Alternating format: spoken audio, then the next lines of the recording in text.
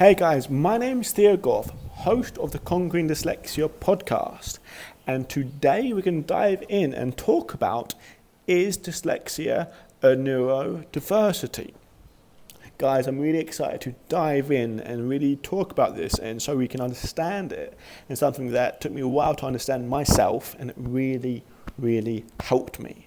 Guys, it really helps motivate me and keep me doing these things. If you watch these, if it add value to you, please leave me a message. Send me an email, send me a message, leave a comment of how this thing is helping you in your life. Anyway, guys, I hope you enjoy today's episode. So the big question is this: how can dyslexics like us create a place, a community, a tribe, where people at any stage of life can come and solve any challenge, amplify their strengths, and ultimately help them become who they were meant to be, or in other words, conquer their dyslexia? That is the question, and this show is the answer. My name's Theo Goff, and welcome to the Conquering Dyslexia podcast. Hello guys, today we are answering the question, is dyslexia a neurodiversity? Now, to answer that, I want to go into tell you a little story about me discovering what the word neurodiversity is. And I only discovered it really late in, suppose, my dyslexic journey. Now, this was the point where I quit my job as a personal trainer to really pursue this dyslexic dream, this dyslexic mission I had. Because I just published my book, which I worked 3 years on. And I remember I was setting up this dyslexic event where people would come live in person to this basically church, and I would speak to them all day about how to conquer their dyslexia. And I remember going around my little town, village called Bromley, handing out these flyers for 3 hours a day for weeks and weeks on end.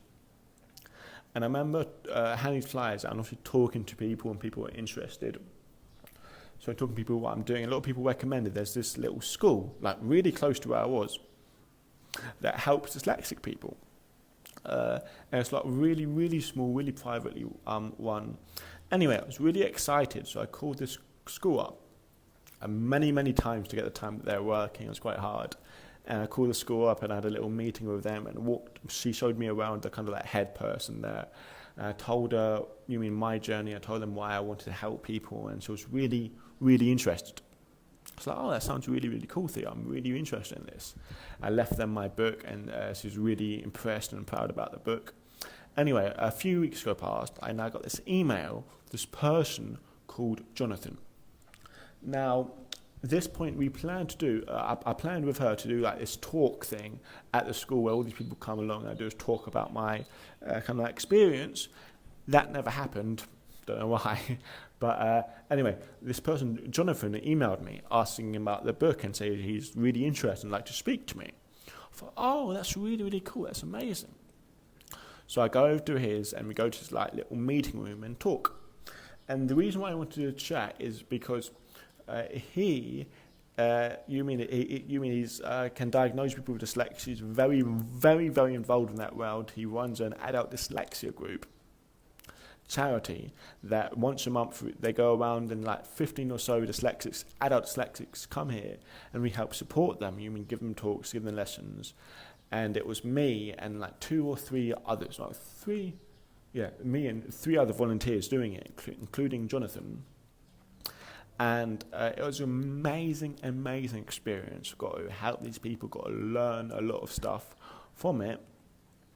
But anyway, we were talking, and I was so passionate about my own dyslexic journey and what I want to help people do and conquer their dyslexia and take responsibility of their so-called disability and all this amazing stuff. I was like, what's your view on dyslexia? After I talked for half an hour. And it's okay, Theo, well, my view of dyslexia is a type of neurodiversity. It's have you heard of neurodiversity? I'm like, I think so, yeah, just remind me what it is again. And Jonathan was Jonathan started explaining it, and I was like, oh yes, I got away with not knowing what it was, because I didn't really know what it was at the time. And he explained it to me like this. It's like, look, okay, so neurodiversity is this term for people who's got slightly different brains. Neuro is brain, diversity is diverse. There's these two groups. There's neurodiversity, which means your brain is very diverse, very different, and there's neurotypical, where your brain is very typical, very normal. So there's two groups of people, and you think of it as like a linear line. Like in the middle of this, there's like 60% in the middle is filled up with neurotypical people. People that have got a normal brain, like neurotypical brain, like normal brain, that's not very different. And then, in the very, very middle, there's the most neurotypical people you could ever imagine. But then as this line starts spreading out and getting further to the ends, these neurodomains are getting slightly different. And that's more neurodiverse. And when it gets into the neurodiverse range, there can be things called like dyslexia, like autism, like dyspraxia, like ADHD. And that's how these terms come about, is that your brain is so much more different than everyone else, that it's so much more diverse than everyone else, that they come up with these labels and these sayings.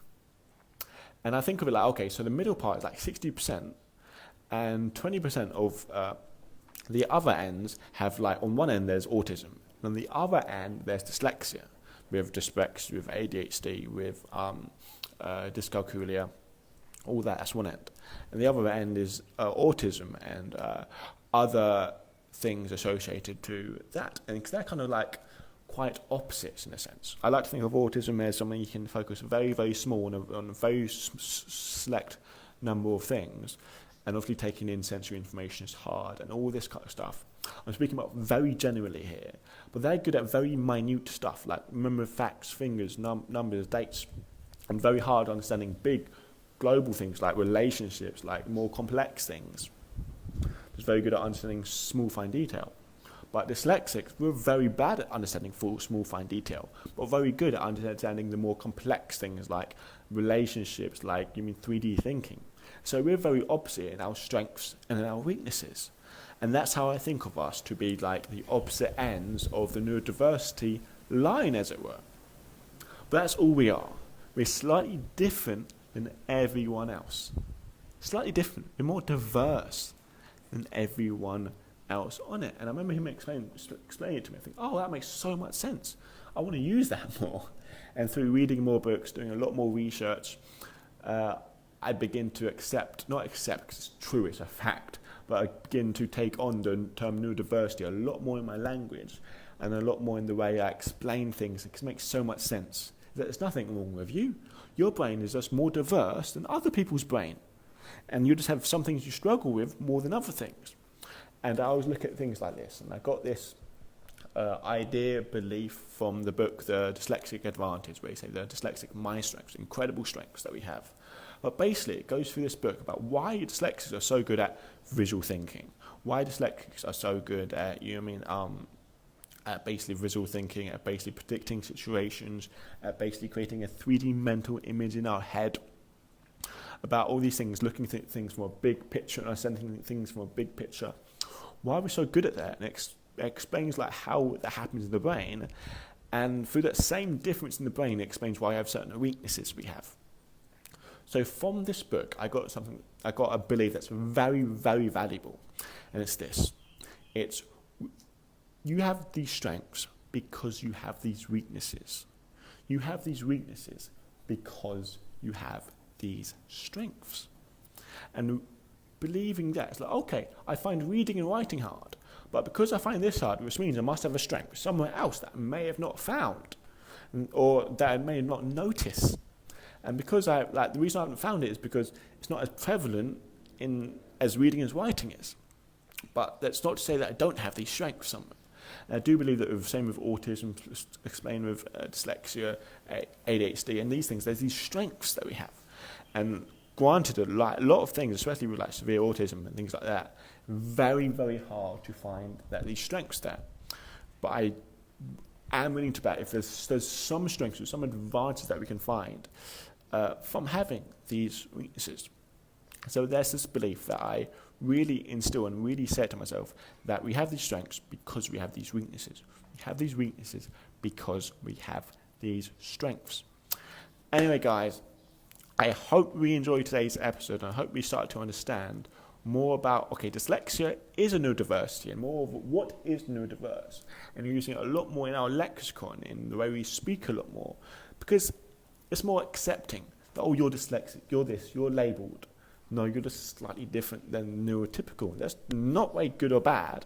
That's just different. It's like different hair colour, different eye colour, apart from you have these big noticeable strengths and weaknesses. And so, guys, as I'm writing this book, and I'm at this part, really trying to explain dyslexia fully.